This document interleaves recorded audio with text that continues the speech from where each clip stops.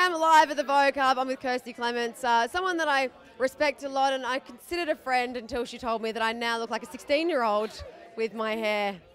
Was that me? I think someone else said that. You agreed. You agreed. It's a good look.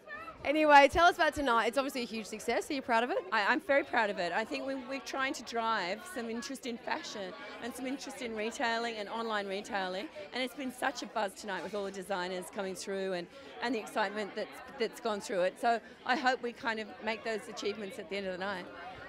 Because obviously retail's going through a bit of a tough time with everything and things are becoming more and more online driven. How important do you think it is that having the name like Vogue, obviously one of the pinnacles of fashion, associated with this trend of going online?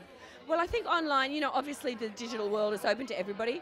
The importance of Vogue is to drill down to what we think is important, and that's going to be whether it's vogue.com.au, whether it's the magazine, whether it's an app, whether it's your social media. It's about what you want the Vogue message, I suppose. But obviously, I don't suppose, I know. So obviously you're going to get the people on board that agree with your message and want to put that point of view forward.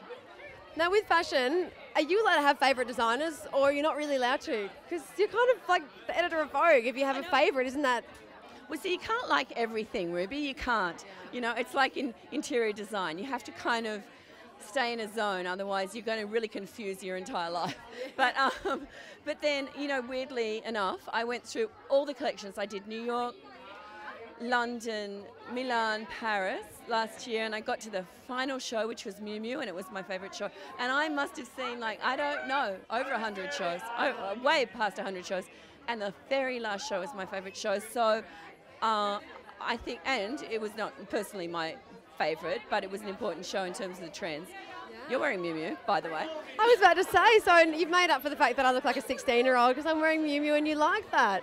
Would you rock out some of this Miu Miu? It's quite funky. Yeah, no, not that one, but autumn, winter, I'm going to totally do because it's very 40s. So, yes, I have a personal impression, but I very much defer to my fashion office and my fashion director and all the amazing people that work for me because they come and correct me all the time. Now I'm here representing George Jensen.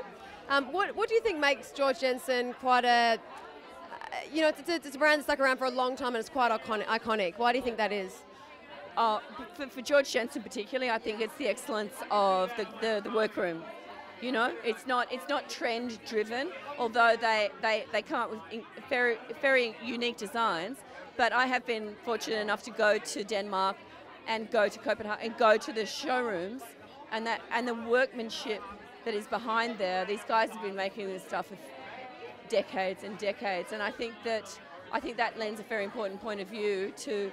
They have a fashion statement, but behind it they have a workmanship that is incredible. Thank you very much. Cheers, thanks guys.